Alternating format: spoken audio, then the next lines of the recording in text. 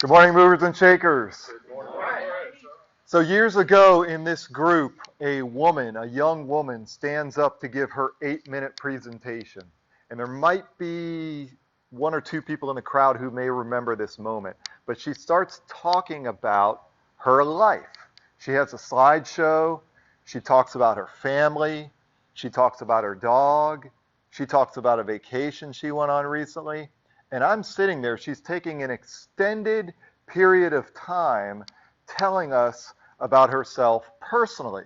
And it's going on and on and on and on. And I'm sitting there and it's almost comical. And I'm like, when is she going to start talking about her business? Like, what does she even do for a living? I didn't know. I'm like, when is she going to talk about her business? And it was so funny that I actually took my phone out and started timing her. I'm like, I'm going to see how much longer this goes on. And it seemed like forever. She just keeps going and going and going. Now, I get it. A lot of people, they get up here, they do their speech, and they want people to know about them personally because they want the audience to be able to know, like, and trust them. And they want to connect with the audience. I get it, okay? But this particular woman was going on forever. Finally, Lee, she starts talking about her business. And I'm like,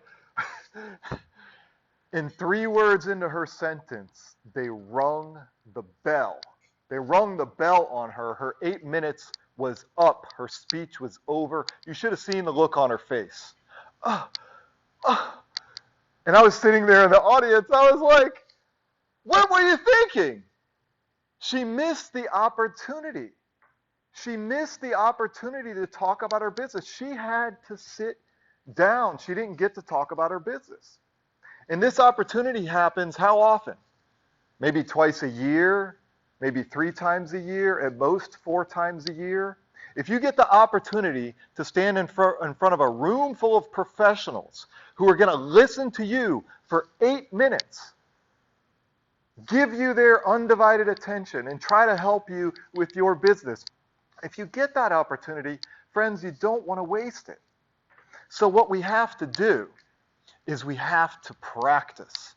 At least initially, when we're newer at speaking, we have to practice. And the reason why is because I've found personally that when we're newer at speaking, we really don't have any concept of how fast the time is going to go. I mean, I used to have my speeches and I used to say, okay, I'm going to talk about these 5 things. I want to say this and this and this and this and this.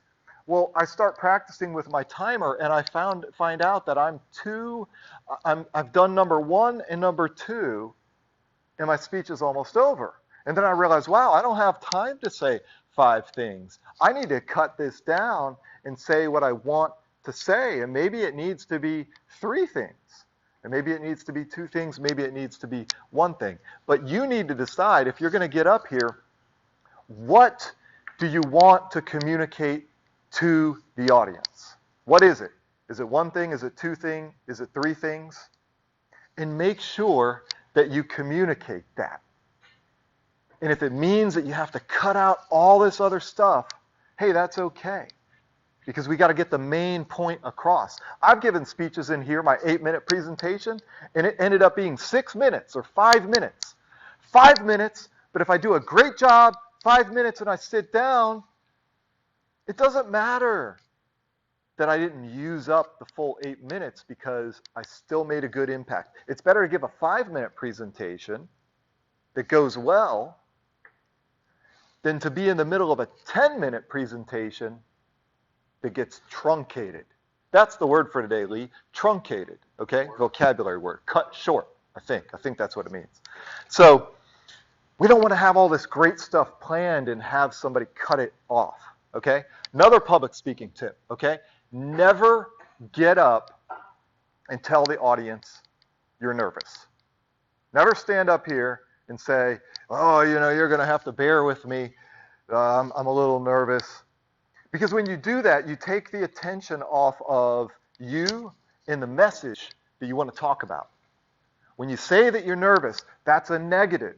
You plant that in in the audience's mind. Now they're looking at you. Now they're judging you. Now they're looking at your legs and your arms, and they're trying to see, they're looking for evidence that you are, in fact, nervous because you planted that in their mind.